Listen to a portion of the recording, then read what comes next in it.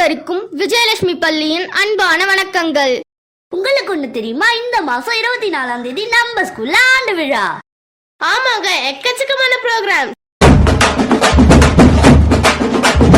Karate, silambam, dance, ஆட்டம் bottom கொண்டாட்டங்க.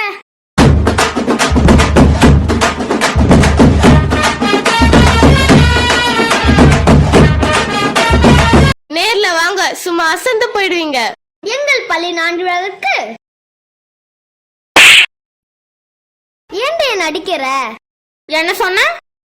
எங்கள் பள்ளி ஆண்டு விழாவிற்கு ஏன்டே நடிக்கிறீங்க? என்ன சொல்ல நீ?